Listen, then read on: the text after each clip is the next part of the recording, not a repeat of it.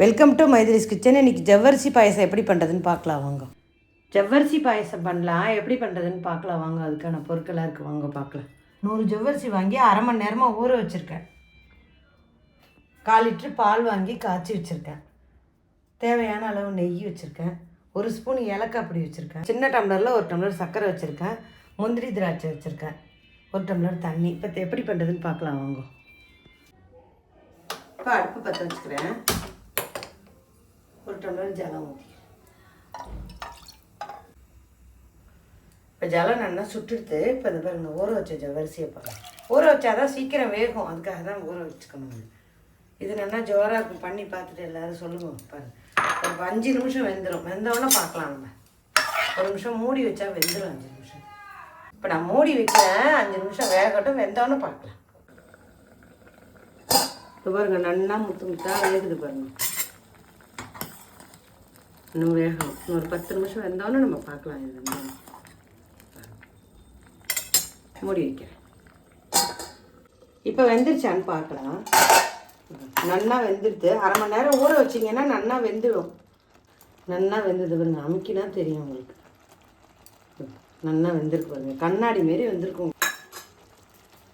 இப்போ நம்ம ஜீனி போட்டுக்கலாம். ஒரு அவாளுக்கு ஸ்வீட்டு தேவையான அளவு போட்டுக்கலாம். எங்களுக்கு இது போடணும்னா நான் போடுறேன். இதுவே நல்லா இருக்கும். இப்போ ஜீனி நல்லா கரையட்டும்.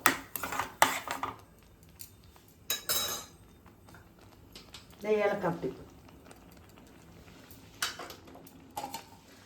இந்த அடுப்பை பற்ற வச்சுக்கலாம். முந்திரி திராட்சை தாளிச்சிக்கலாம்.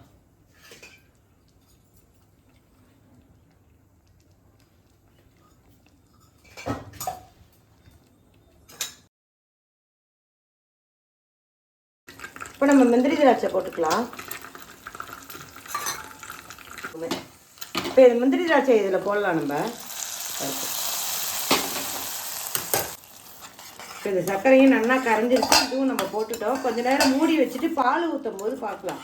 ஆற வச்சு தான் நம்ம பால் ஊற்றணும். இப்போ அடுப்பை அணைச்சி வைக்கிறேன். அடுப்பை அணைச்சி அரை மணி நேரம் ஆயிடுச்சு. இப்போ நல்லா ஆறிடுத்து பாயசம். கெட்டியாக எடுத்து பாருங்க. இப்போ பால் ஊற்றுறேன். 1/4 லிட்டரு பால் காய்ச்சி ஆற வச்சு வச்சுருக்கேன். நம்ம தேவையான அளவு கலரி பார்த்துட்டு அதுக்கு தகுந்த மாதிரி ஊற்றிட்டோம். பாயசம் ரெடி. சூப்பராக இருக்கு பாருங்க. ஆற வச்சு ஊற்றினா நம்மளுக்கு வந்து திரியாமல் இருக்கும் பால். சில பால் வந்து பசும்பாலாக இப்போ கிடைக்கிறதுல பாக்கெட் பால் தான் ஊற்றுறோம். அதனால ஜீனி போட்டால் திரிஞ்சிடும். அதனால் நான் வந்து ஆற வச்சு தான் பால் ஊற்றுவேன் எப்பயுமே. இதுமாரி பண்ணி பார்த்துட்டு எல்லோரும் சொல்லுங்க. சூப்பராக இருக்கும் பாருங்கள். பாயசம் ரெடி.